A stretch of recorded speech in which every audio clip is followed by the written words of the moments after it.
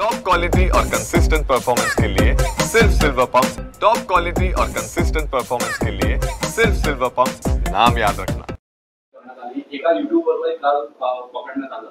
शहरामध्ये असे वादग्रस्त युट्यूब चॅनल्स खूप सारे सुरू आहेत आणि त्याच्यात धार्मिक तेढ निर्माण करणारे युट्यूब चॅनल्स पण आहेत। त्यामुळे 2 केसेस तुम्ही केल्या आहेत, 2 युट्यूबरलाही पकडला। आगामी काळामध्ये तुमचं आव्हान काय की अशा युट्यूब चॅनलवर लोकांची भरोसा ठेवू नये आणि तुमचंही लक्ष अशा युट्यूब चॅनल्सवरती आहे का? अगदी बरोबर आहे। जे असे यूट्यूबर्स आहे जे स्वतःना की आम्ही माहितीसाठी लोकांना देण्यासाठी वापर करतोय किंवा यूट्यूबर आहे मी, एक ते त्यांना आमची एक इन्स्ट्रक्शन राहील की असे कुठलेही तुम्ही यूट्यूबवर रील्स किंवा व्हिडिओज प्रसारित करू नये ज्याच्यामुळे 2 समाजामध्ये तेढ निर्माण होऊ शकतोय किंवा एखाद्याची प्रतिष्ठेला धक्का पोहोचू शकतोय। असे जे लोक आहेत त्यांचे सगळ्यांवर आमची नजर आहे। काही पर्सनल गेनसाठी किंवा तेढ निर्माण करण्यासाठी जे लोक करतात त्यांना आम्ही सावध करतोय। जे जर ते दिसले तर त्यांच्यावर जसं आम्ही 2 वर कारवाई केलेली आहे असे इतरही दिसले तर त्यांच्यावरही अशी कारवाई होईल। सर, मराठीमध्ये सांगा, आतापर्यंत किती कारवाई झाली आहे, आकडा कुठपर्यंत पोहोचलेला? आता आमचा आकडा 114 चे पुढे गेलेला आहे। जे आमचे म्हणजे पोलिसांनी ताब्यात घेतलेले लोक, तसेच जे 13 केसेस दाखल आहे त्याच्यात आता जे निष्पन्न होत आहे लोक किंवा आरोपी ते त्या जिथे जिथे ते केस दाखल आहे त्या केसमध्ये आपण टाकतोय।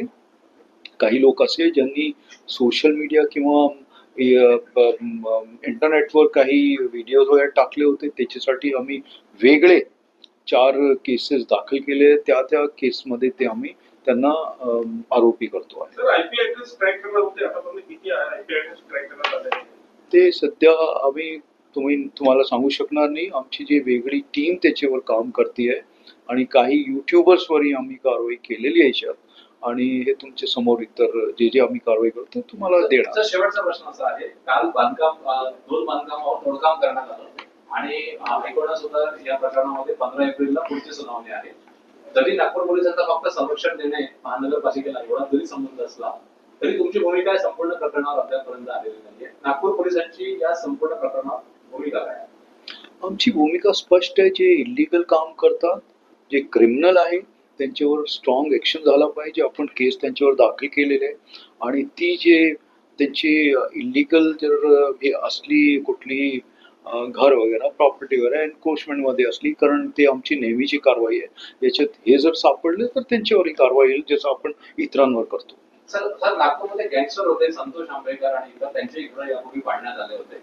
त्यामुळे फक्त ही कारवाई काही लोकांवरच केली जात नाही, म्हणजे यापूर्वी गँगस्टर्स आणि इतर जे लोक आहेत यांच्यावरही कारवाई करण्यात आली आहे। त्यामुळे ही रुटीन पोलिसांची कारवाई असं तुमचं म्हणणं आहे?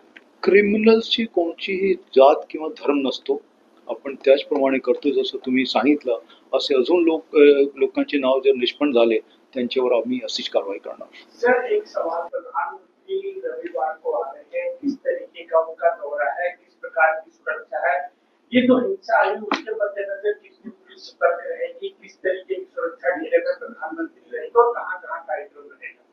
देखिए अभी पूरा जो है जो प्रिलिमिनरी जो हमारे पास में इंफॉर्मेशन है उसके आधार पे हमने पूरी अपनी तैयारियां शुरू कर दी हैं और ये जो इंसिडेंट हुआ था वो इंसिडेंट को लगभग 7 दिन हो चुके हैं, 7 दिन से ज़्यादा हो चुके हैं। तो उसका अभी आप देख सकते हैं शहर में बिल्कुल नॉर्मल है और माननीय प्रधानमंत्री जी जो आएंगे उनकी जो सेफ्टी सिक्योरिटी होती है वो प्रायोरिटी होती है और प्राइम रहती है, तो उसमें कोई कॉम्प्रोमाइज़ नहीं होता। जहाँ तक बाकी की हम तैयारी का सवाल है, वो तैयारियां जोरों पे चल रही हैं और हम बिल्कुल सक्षम हैं। और वो एक पर्टिकुलर लोकेशन का ये इंसिडेंट था, उसके बाद आपने देखा होगा कि उससे ज़्यादा कहीं पे बाहर फैला नहीं है, जैसा आप ही के माध्यम से दिखाया गया था। तो ऐसा कुछ नहीं, आप जाके देख भी सकते हैं। सिर्फ 2 एरियाज थे और वो भी लिमिटेड स्ट्रेच में थे।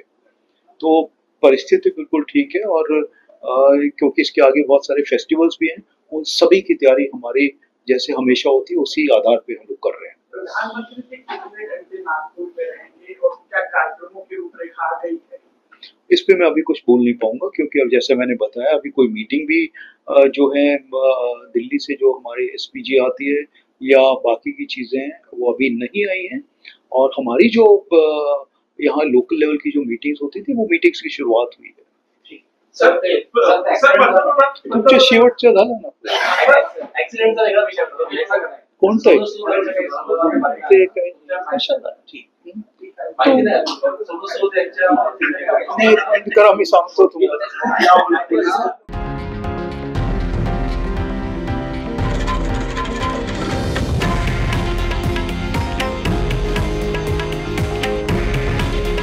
हे आहे देशातील नंबर 1 न्यूज नेटवर्क आणि आपण पाहत आहात TV9 मराठी. काळजी तुमची, हित महाराष्ट्राचं.